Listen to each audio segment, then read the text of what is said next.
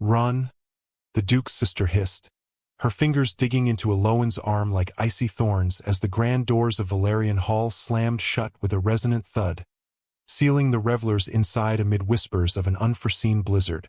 Eloan's heart pounded, her braided locks framing a face etched with defiant resolve, the lavender gown clinging to her form as she locked eyes with Duke Thorn Valerian across the conservatory's misted glass, his maroon-clad silhouette holding a sapphire ring that gleamed with ominous promise. He had chosen her, this invisible scribe of society's follies, in a single, shattering glance that upended her world of careful shadows. The air thickened with the scent of blooming orchids and unspoken peril, as Thorn's gaze pierced her soul, hinting at buried griefs and unyielding pursuits that could either liberate or ensnare her forever. If this locked gaze and whispered warning has your pulse racing with the thrill of forbidden choices, subscribe now, because the truths unearthed in this tale will redefine what it means to be truly chosen. Eloan Voss pressed her palm against the frost-laced glass of the conservatory window, her breath fogging the pain as the blizzard howled outside Valerian Hall. The grand masquerade had twisted into something darker. Guests murmured in clusters, their silk masks now discarded like forgotten pretenses, while the heavy doors remained bolted against the storm's fury. She had come here only to chaperone her radiant sister, Leora, content in her role as the unseen guardian. Her lavender gown a veil of modesty, her braided hair pinned with modest pearls that caught the lantern light without demanding attention. But now, Duke Thorn Valerian's gaze found her again, his maroon coat framing a posture of quiet command as he approached through the throng, the sapphire ring on his finger glinting like a promise or a threat. "You called my gathering a veiled auction of souls," Thorn said, his voice low and measured, carrying the weight of winter's past. "And yet, here you stand, Miss Voss, as if fate itself has bid on you." Eloan's pulse quickened. She had meant the words as a private jest to her companion, not an arrow aimed at the host. But his eyes, storm-gray and unyielding, held no anger, only a spark of something deeper, like recognition in a mirror long avoided. "Your Grace, I spoke without thought," she replied, her chin lifting despite the flush creeping up her neck. "Invisibility has its freedoms, but apparently not tonight." He stepped closer, the air between them thick with the scent of forced orchids blooming under glass. "Invisibility is a choice, Miss Voss, one I intend to challenge." His words hung like the storm's first flake, pulling her from the shadows she had woven around herself for years. The dutiful daughter, the overlooked intellect, the woman who scripted others' romances while denying her own. As the wind rattled the panes, Thorn's sister, Seraphina, slipped into view nearby, her face pale as moonlit snow. "Eloan," she whispered urgently, glancing at her brother. "He's seen you, truly seen you. Be wary. His choices bind like roots in frozen earth." The warning chilled Eloan more than the gale outside. What secrets lurked in this man's pursuit? Why her? The one who faded into wallpaper while Leora dazzled. The hall's chandeliers flickered, casting elongated shadows that danced like omens. Thorn extended his hand, not for a dance, but for something more. A conversation, perhaps, or the unraveling of her careful life. She hesitated, her fingers hovering near his. To take it meant stepping into light she had shunned, risking the exposure of her hidden yearns. For acknowledgement, for a voice beyond whispers, for a connection that didn't demand she shrink. The storm intensified, snow whipping against the glass like accusations. What lay beyond this moment? A trap or a threshold? If this glimpse into Eloan's shadowed world stirs your own hidden curiosities, what would you risk to step from invisibility? Comment below and share. Eloan Voss had spent the better part of a decade perfecting the quiet art of disappearance. It began innocently enough. A childhood spent in the shadowed corners of her father's study, surrounded by towering shelves of dusty tomes, while he muttered over ancient manuscripts. Professor Aldrich Voss was a respected, if perpetually impoverished, scholar of antiquities, his income reliant on sporadic university lectures and the occasional sale of a rare translation. Their home on the edge of Eldridge County was a rambling, drafty manor that had once belonged to grander ancestors, now patched with thrift and stubborn pride. Eloan learned early that silence drew less attention than questions, and stillness invited fewer comparisons to her radiant younger sister.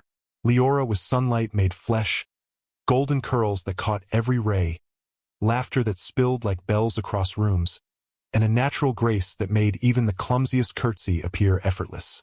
From the moment she turned 16, suitors had begun circling like moths. Eloan, for years older, had already been gently nudged toward the shelf. Too serious, too sharp-tongued, too fond of books that no respectable young lady should touch. Her father, distracted by his studies, offered absent affection. Her mother, long faded into ill health and then the grave, had left only whispered instructions to look after your sister. So Eloan did.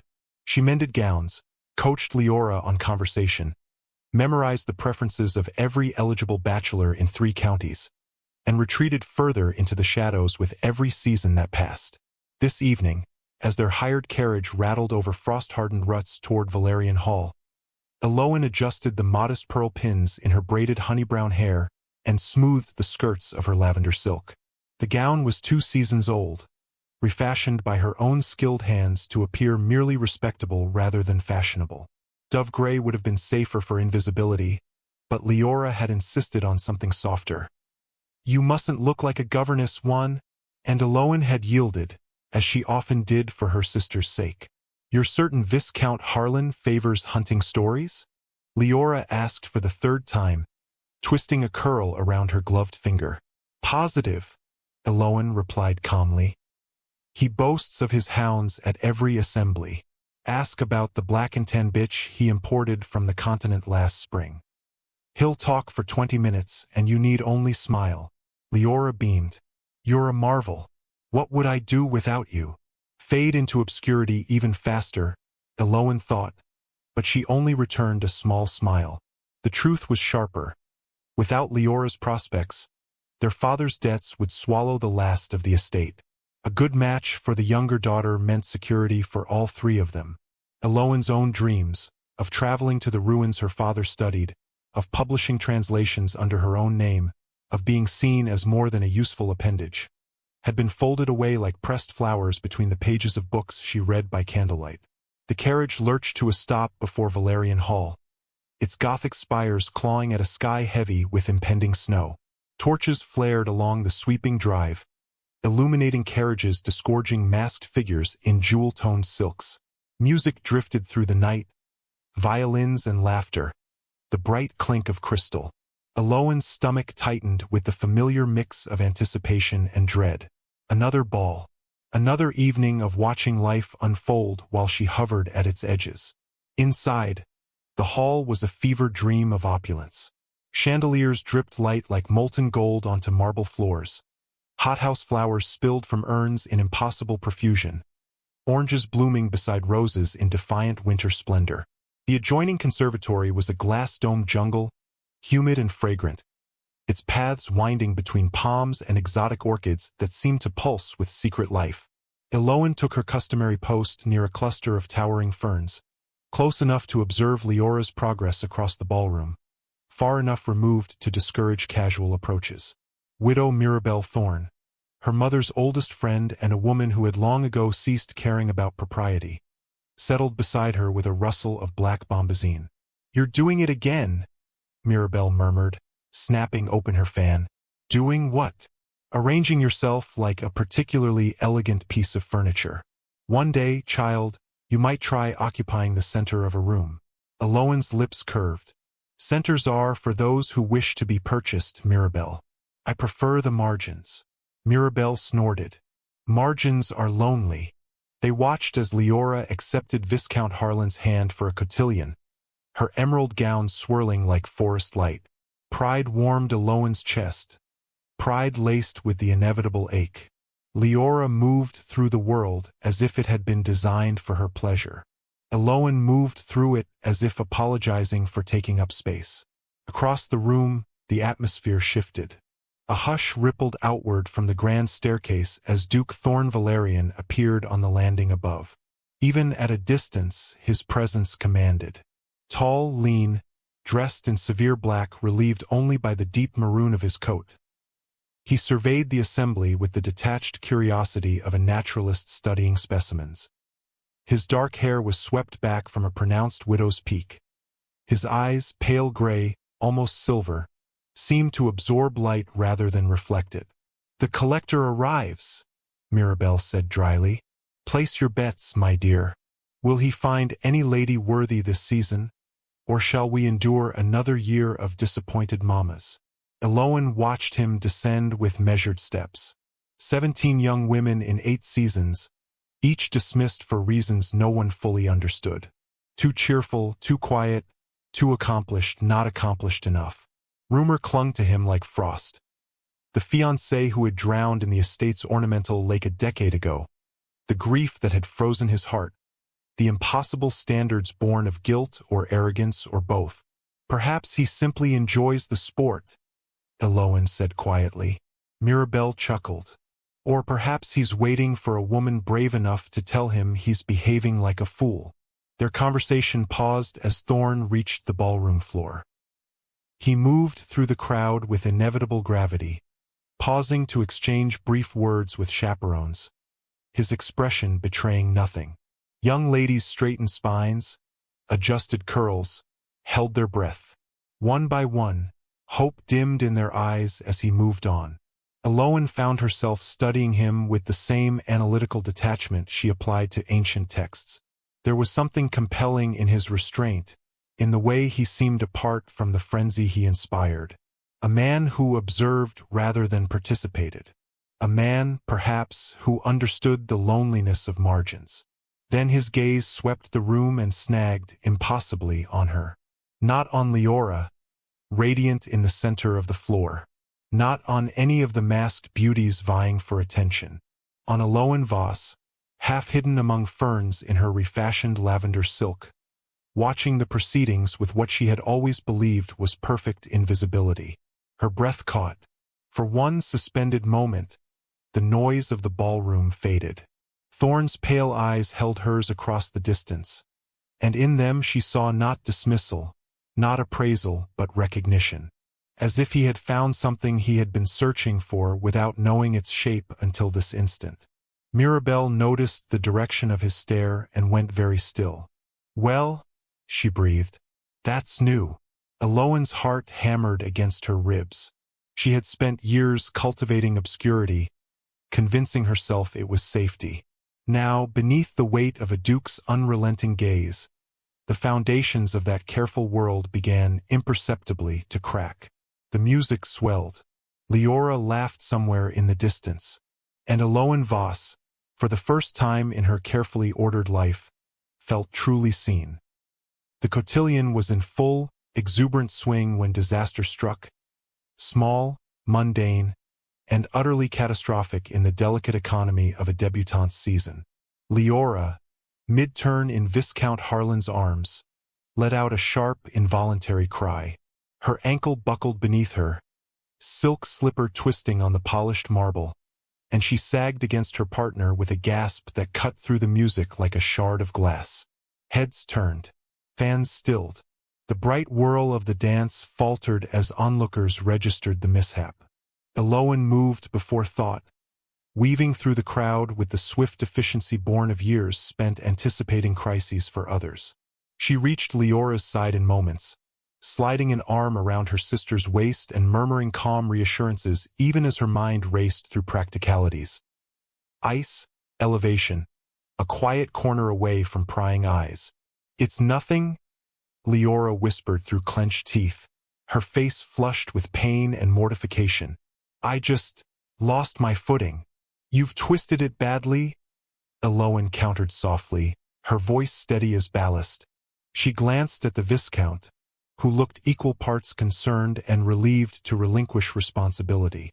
"My lord, if you would assist my sister to that chaise by the fireplace, I will fetch compresses and summon our mother." Harlan complied with alacrity, and together they guided Leora through the press of bodies, Eloan shielding her sister from the worst of the curious stares. They had nearly reached the relative privacy of an alcove when a shadow fell across their path. Tall, immovable, radiating quiet authority. Thorn Valerian.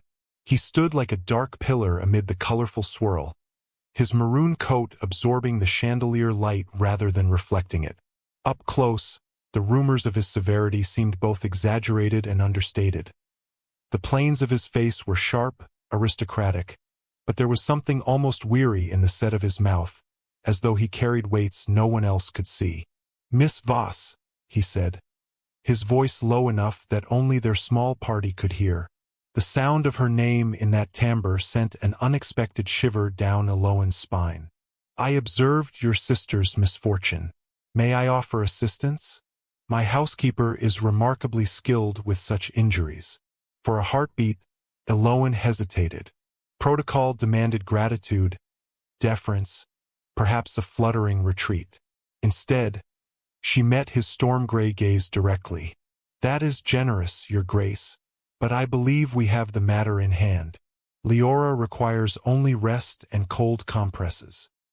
His eyes flicked briefly to Leora, pale, clinging to Harlan's arm, then returned to Eloan with unnerving focus. "Indeed, and you are the elder sister, I take it, the one who has spent the evening stationed among the ferns, observing my guests with an expression I can only describe as judicious skepticism." Heat rose in Eloan's cheeks. He had noticed her, not Leora, not the cluster of diamond-bright debutantes preening nearby, but her, half-hidden, unremarkable, invisible by design. "I was unaware my expression was so legible from across a ballroom," she replied, striving for composure. "It was evident in the tilt of your chin," he said, a faint, almost imperceptible curve touching his lips, "and the way your fingers tightened on your fan whenever some ambitious matron steered her daughter into my path." He paused, studying her with the intensity of a scholar deciphering an elusive text. "Tell me, Miss Voss, what precisely do you find so diverting about my masquerade?" She should have demurred, should have murmured polite nothings about the splendor of his hospitality, the excellence of the orchestra, the beauty of the conservatory blooms. That was the script for young ladies confronted by dukes. Instead, exhaustion and the absurdity of the moment, of being seen when she had worked so hard not to be, loosened her tongue. "Truthfully, Your Grace, I find it a remarkably elegant auction. Young ladies paraded for inspection, their virtues catalogued and weighed against standards no one comprehends, while the assembly holds its breath to see which specimen you will finally deem acceptable." She offered a smile as sweet as arsenic. "It is vastly entertaining, provided one is not among the lots on offer." Leora made a small, strangled sound. Somewhere behind them, Eloan was certain Widow Mirabelle had just choked on her champagne. Thorn Valerian did not flinch, did not frown. If anything, the spark in his gray eyes intensified, as though she had struck flint against steel. "And you consider yourself exempt from such appraisal?" "I consider myself invisible to it," Eloan corrected quietly. "There is a distinction." She tightened her grip on Leora's arm. "Now, if you will excuse us." She brushed past him, guiding her sister toward the alcove with a boldness that would give her mother vapors later. The weight of his stare followed her like a physical touch, warm against her spine. They settled Leora onto a velvet chaise, and Eloan knelt to examine the ankle, swelling already, but not broken. "You'll dance again in an hour if we're quick," she murmured, smoothing golden curls from her sister's forehead. Leora's eyes were wide. "Eloan," she hissed the moment they had a semblance of privacy, "did you truly just compare the Duke of Valerian's ball to an auction, to his face?" "I believe I did. Mother will have an apoplexy." "Mother rarely notices me unless I'm useful," Eloan replied, her tone lighter than she felt. Inside, her heart still hammered. What had possessed her? Years of careful restraint, undone in a single reckless moment. She rose to fetch ice, slipping into a side corridor where servants bustled with trays of negus and macarons. The air was cooler here, away from the ballroom's heat and scrutiny. She leaned against the paneled wall for a breath, closing her eyes.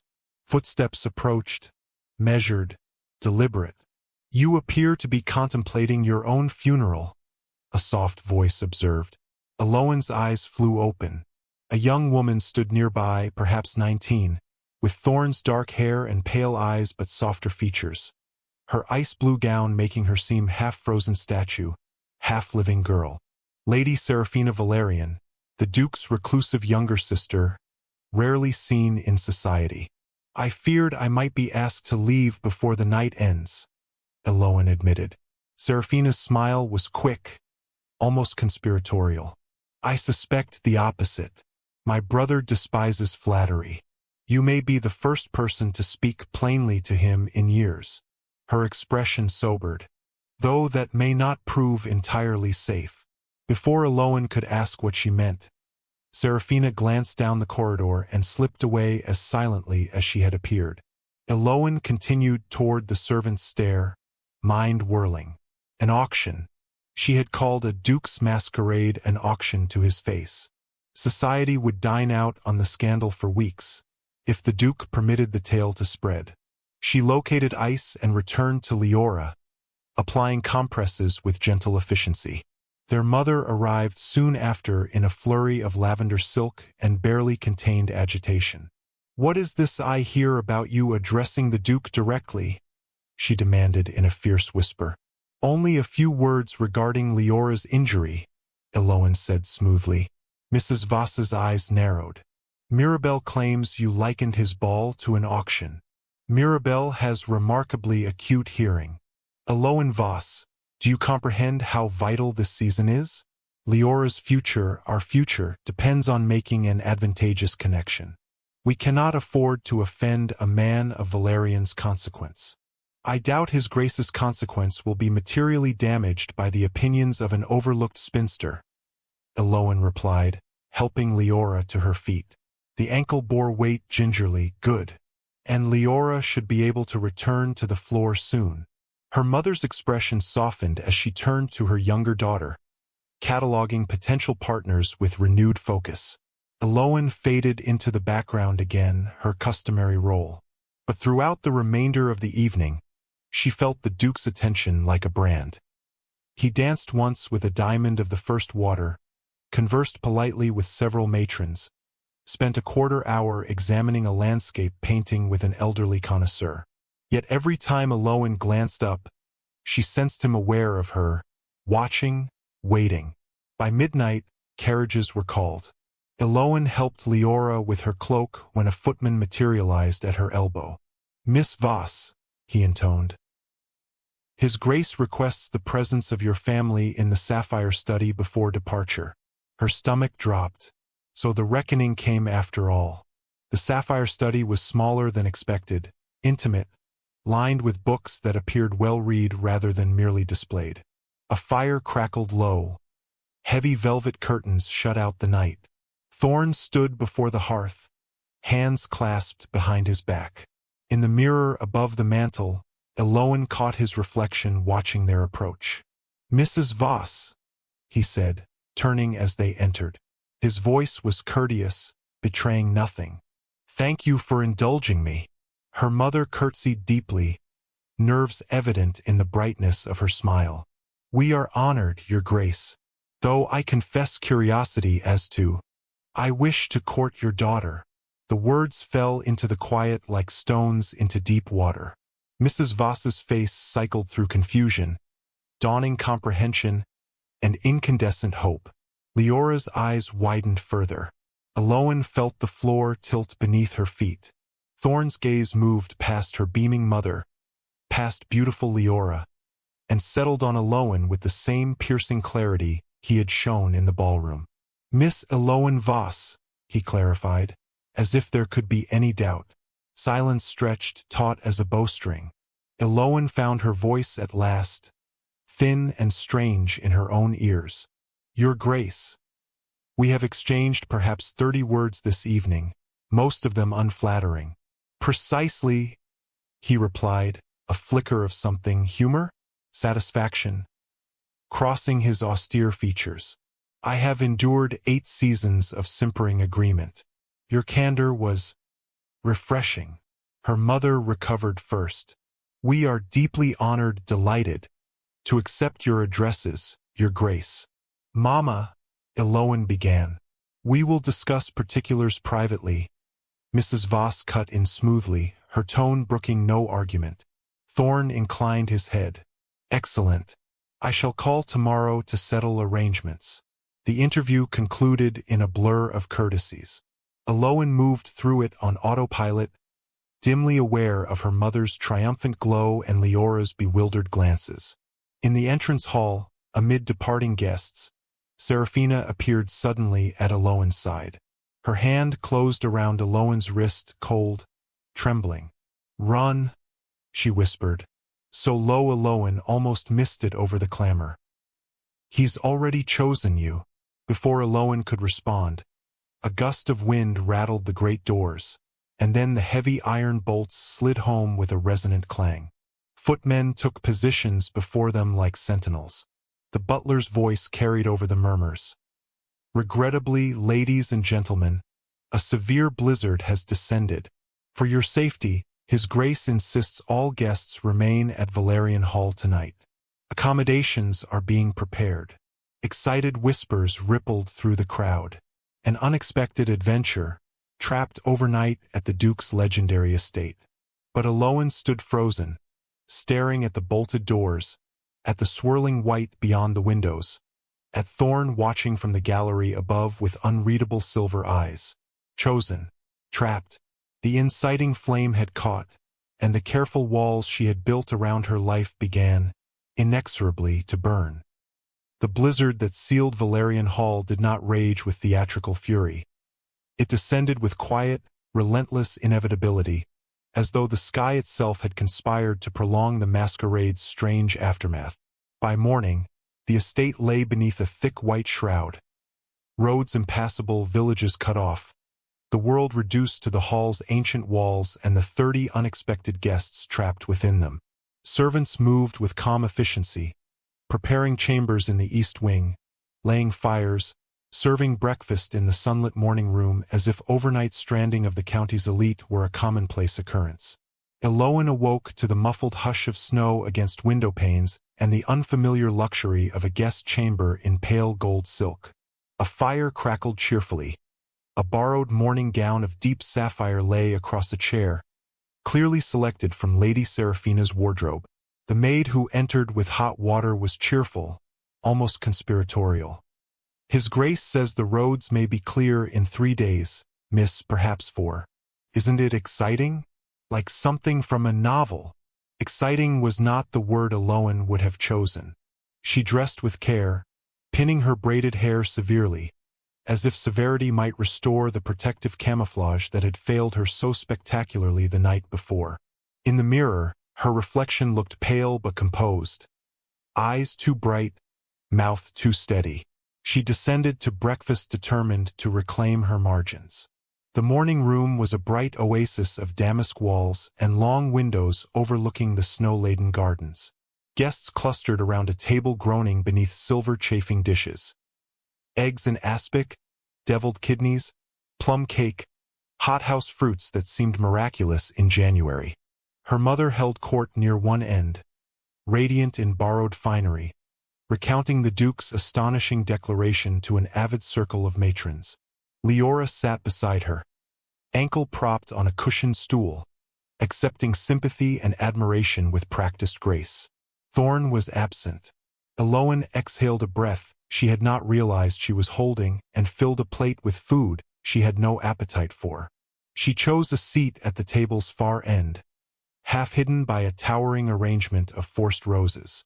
You look as though you slept less than I did, a quiet voice observed.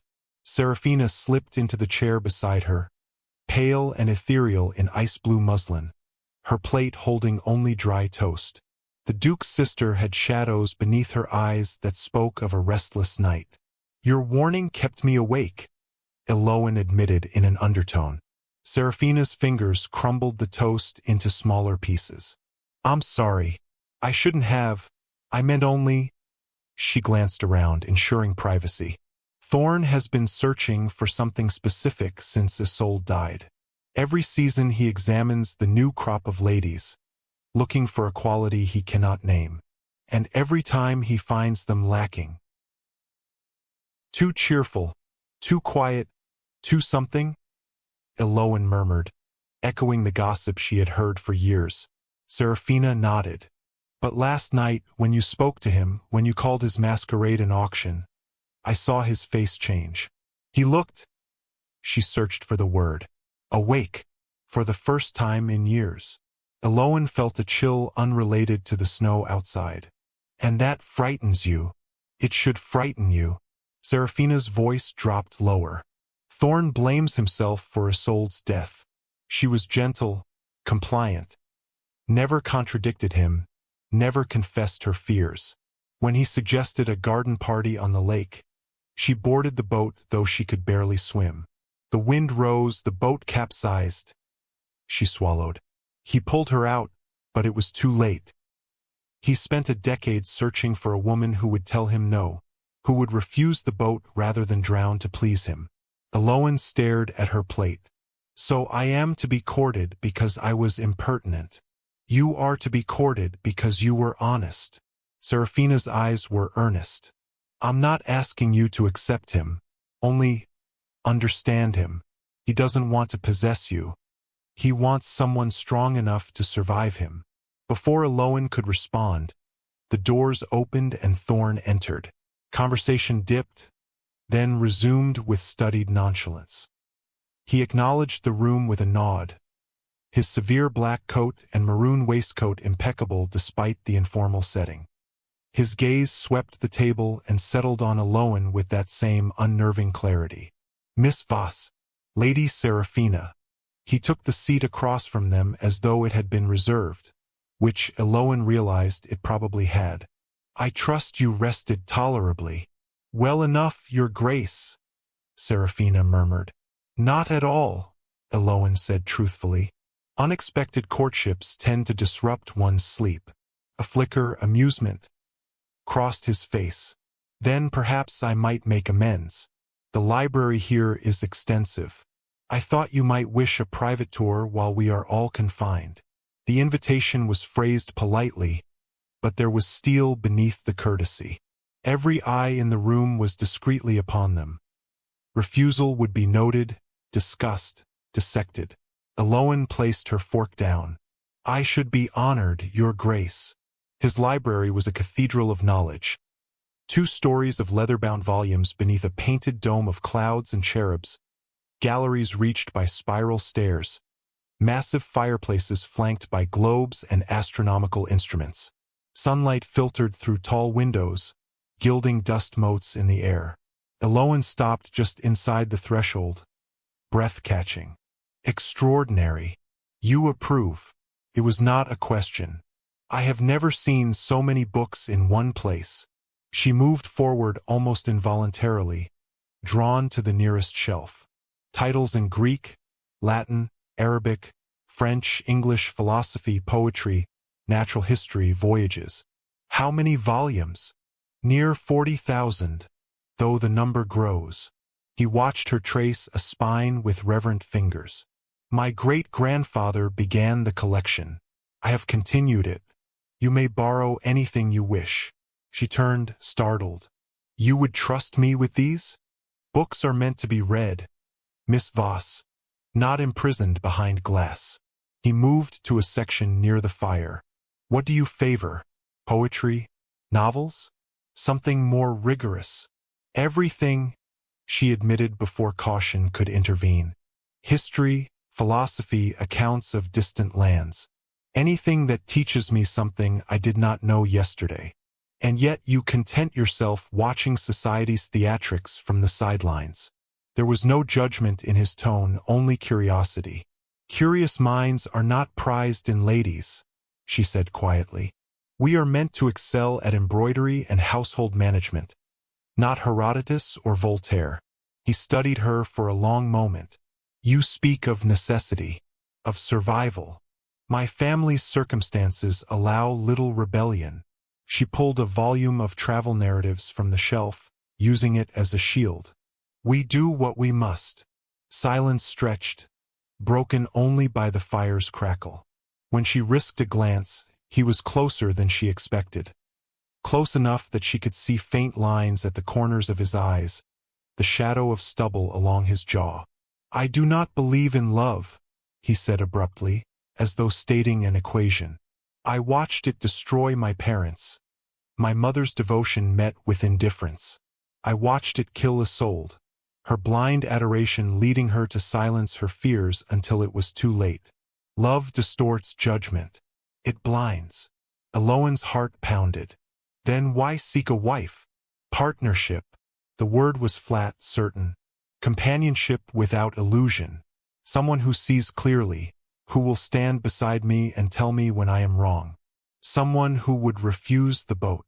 His gaze held hers, intense and searching. You called my masquerade an auction, Miss Voss.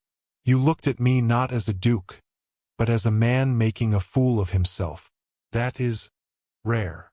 She felt the walls of the library close in, the air thick with unspoken implications. You know scarcely anything of me. I know you are intelligent, observant, honest to the point of recklessness. His voice softened. I know you have hidden yourself for years, watching while your sister shines. I know you believe yourself unworthy of notice, and I know you are mistaken. How can you possibly? Because I recognize the habit. He was nearer now. She backed instinctively until shelves pressed against her shoulders. He stopped short of trapping her, leaving space, but the heat of his presence was undeniable. I have watched from distances of my own, refused feeling because feeling led to ruin. We are alike, you and I, both hiding. The space between them shrank to nothing. Eloan could see flecks of silver in his gray eyes, the pulse at his temple. Give me these days, he said quietly. The storm grants us time society rarely allows. Let me show you who I am. And if, when the road's clear, you wish to end this courtship, I will release you without reproach. It was reasonable, more than reasonable, an offer of choice when society would insist she had already surrendered it. She placed her hand in his extended one. His fingers closed warm and firm around hers. 3 days, she agreed. His answering smile was small, almost wondering, as though he had not expected her to accept. Outside, the snow continued to fall, sealing them in a world apart from consequences and expectations. Inside the library, amid 40,000 silent witnesses, Eloan Voss felt the first threads of her carefully woven invisibility begin to unravel. And for the first time, she was not entirely certain she wished to mend them. The blizzard's grip eased on the 3rd day, icicles dripping like reluctant tears, but the roads remained impassable, prolonging the estate's intimate siege. Eloan awoke to a note slipped under her door. Meet me in the lower gardens at dawn. Tea. Her heart fluttered, curiosity warring with caution. She dressed swiftly, the lavender gown exchanged for a borrowed emerald wrap, and slipped through silent halls to the snow-draped paths. Thorn waited by a frozen fountain, his breath clouding the air. I must show you something, he said, leading her to a secluded arbor overgrown with dormant vines. There, amid the hush, he revealed a small shrine, a stone marker etched with Isolde's name, surrounded by evergreen sprigs. She didn't fall, he confessed, voice fracturing. Isolde walked into the pond deliberately. I had planned to end our betrothal. She was terrified, compliant to a fault. I thought releasing her would free us both. But she couldn't bear it. Eloan reeled, the game-changer shattering her perceptions. Not accident, but suicide. Not cold dismissal, but tragic misjudgment. You covered it up? For her family's sake. To spare scandal. His eyes met hers, raw. I've searched since for someone who defies me, who won't drown in silence. You, Eloan, you challenge everything. Vulnerability surged. She saw his guilt, the walls built from pain. Passion ignited in the confession's wake. They kissed amid the melting snow, fierce and unbidden, her hands tangling in his hair as stakes soared. But betrayal shadowed. Was his courtship genuine, or a desperate fix for his haunted soul? Later, Serafina pulled her aside. He believes his intensity destroys. Our mother faded loving a man who ignored her. Isolde echoed that blind devotion. Thorn fears the same for you. Eloan's beliefs shifted. Empathy bloomed, but doubt lingered. Had he chosen her for love, or as salvation? The revelation raised everything. Family futures, her autonomy, his redemption. Tension peaked. She must decide. Trust this fractured man, or guard her heart. As the ice thawed, cracks spread through Eloan's resolve like veins in marble. The revelation of Isolde's suicide hung heavy, amplifying every doubt. Thorn's confessions had drawn her closer, but now they suffocated. His pursuit felt like a cage forged from his guilt, not her worth. You seek a savior, not a partner, she accused during a heated exchange in the library, books towering like silent judges. I seek you, he insisted, but his eyes betrayed desperation, fueling her fear. Consequences cascaded. An anonymous letter arrived for her mother, hinting at Thorn's dark secret and urging withdrawal. Think of Leora, it warned. Panic gripped Eloan, exposure could ruin them all. Guests whispered, sensing discord. Her mother pressed, end this folly before it drags us down. Betrayal deepened when Eloan overheard Serafina and a servant. The doors were locked on her order to keep Eloan here. Not Storm's whim, but manipulation. Heart-shattering, Eloan confronted Thorn. You trapped me. He took the blame silently, protecting Serafina, but it confirmed her terror. He controlled fates, even unwittingly. Hopelessness engulfed her. She had emerged from shadows only to be ensnared, her visibility a curse. In her chamber, tears fell unchecked. Leora comforted, but Eloan despaired. I've lost myself. The lowest point crested, insurmountable odds, fears realized, isolation absolute. She resolved to flee at first light, abandoning the bond that promised everything yet threatened annihilation. Desperation clawed. Was love worth this abyss?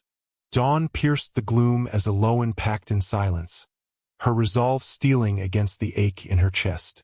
But Serafina appeared, face etched with remorse. I locked the doors, she confessed. Not Thorn. I saw his hope in you and feared losing it. He shielded me as always. The truth reframed everything. Thorn's protection stemmed from love, not control.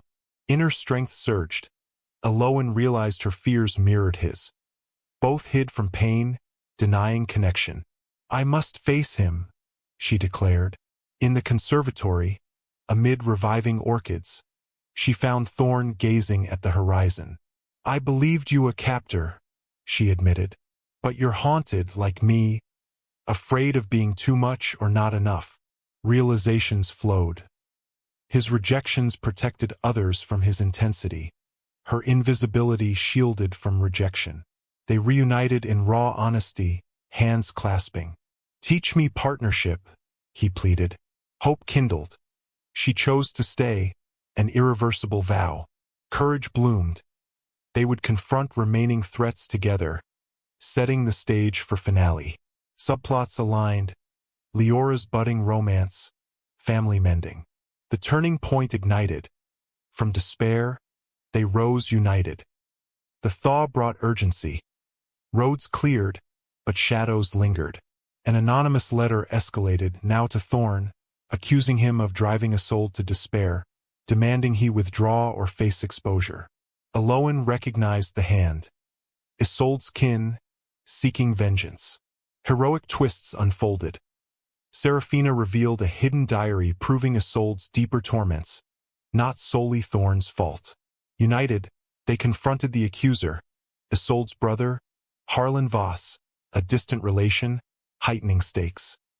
In the estate's shadowed crypt, where old letters lay, "You destroyed her," Harlan roared, brandishing forged evidence.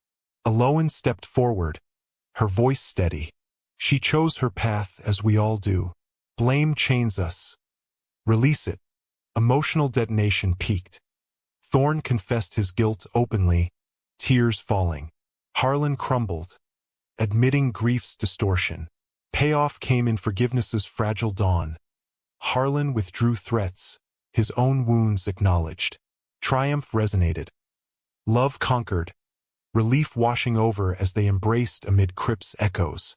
The climax sealed their bond, banishing ghosts. Years later, under blooming orchards, Aloan and Thorne watched their children. Twins with her wit and his eyes, chase fireflies at dusk. Marriage had woven growth. Thorne's intensity channeled into advocacy, Aloan's visibility into scholarly pursuits. Their union a beacon of honest partnership. Subplots resolved. Leora wed happily. Serafina found peace in her own match. Harlan's family healed through shared remembrance. Ravenswood, once shadowed, thrummed with life, gardens replanted as symbols of renewal. Fulfillment enveloped them. Aloan, no longer invisible, thrived in love's light. "We chose each other," she murmured to Thorne, hand in his. "And I'd choose again," he replied, kissing her temple. Hope endured, a future of joys, lessons, unbreakable ties. Joy radiated. They had transformed, emerging stronger, forever seen. How did this tale of shadows turning to light resonate with you?